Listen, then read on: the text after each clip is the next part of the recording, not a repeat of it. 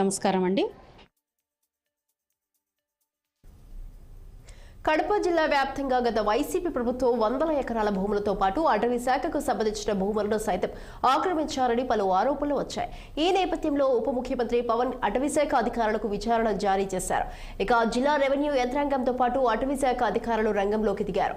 ఇప్పటికే 42 ఎకరాలకు పైగా అటవీ భూమి ఆక్రమించారని అధికారులు నిర్ధారించారు.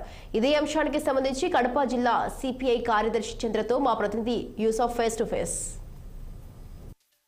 స్థాయిలో రెవెన్యూ భూములతో పాటు అటవీ భూములను ఆక్రమించారని చెప్పి ఆరోపణలు వెలువడుతున్నటువంటి నేపథ్యంలో జిల్లాలో జిల్లా కేంద్రంగా నడిచినటువంటి భూ ఆక్రమణలో రాష్ట్రంలో గతంలో ప్రభుత్వంలో కొనసాగినటువంటి పెద్దల హస్తం ఉందని చెప్పి ఆరోపణలు వినబడతా ఉన్నాయి.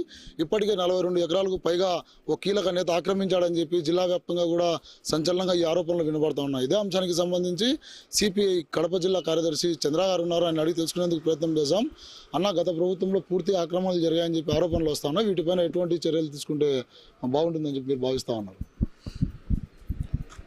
భూ ఆక్రమణలు అనేటువంటిది, భూ కబ్జాలు అనేటువంటిది గత ప్రభుత్వమే కాదు, అంతకుముందు ప్రభుత్వంలో ఉన్న ఇంకా అంతకంటే ముందు కూడా ఆక్రమణలు జరుగుతూ ఉన్నాయి. ప్రధానంగా ఏమైపోయిందంటే రాష్ట్రంలో, దేశంలో భూమి సరళమైనటువంటి వ్యాపారం అయిపోయింది. తక్కువ టైంలో ఎక్కువ సంపాదించడానికి కావలసినటువంటి వనరు ఏదంటే ఈరోజు భూమే కీలక పాత్ర పోషిస్తూ ఉంది.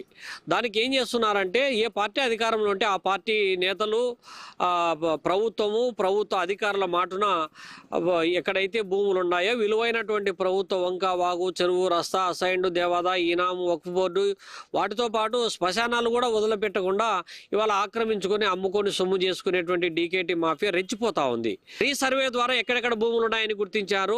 తర్వాత 22A అమెండ్మెంట్ యాక్ట్ ద్వారా నిషేధిత భూముల జాబితాలో ఉన్నటువంటి, అంటే పట్టా భూములన్నీ ఒకే సామాజిక వర్గం చేతులకు పోయినాయి. ఇంకా మిగిలినటువంటి భూములు ఏవైతే ఉన్నాయో, ఈ అసైన్మెంట్ భూములు, ఈనాం భూములు, వక్ఫ్ బోర్డు భూములు, ఇట్లాంటివన్నీ కూడా ఏవైతే ఉన్నాయో వాటిని కూడా కొట్టేయడానికి 22A చట్ట సవరణ ద్వారా మొత్తం తీసుకురావడం జరిగింది. దాన్ని లీగలైజ్ చేయడానికి ల్యాండ్ టైటిలింగ్ యాక్ట్ ఒకటి తీసుకొచ్చారు. అంటే ఏకకాలంలో భూములు మొత్తం వైసీపీ మాటున ఆక్రమించుకోవడానికి కావలసినటువంటి చర్యలు తీసుకున్నారు. పూర్తి స్థాయిలో జిల్లా వ్యాప్తంగా జరిగినటువంటి భూ ఆక్రమణలపైన నివేదిక సమర్పించాలి, కఠినమైనటువంటి అప్పట్లో వ్యవహరించినటువంటి అధికారులపై చర్యలు కూడా తీసుకోవాలని చెప్పేసి వామపక్ష నాయకులు చంద్ర డిమాండ్ చేస్తున్నటువంటి పరిస్థితిగా చెప్పవచ్చు.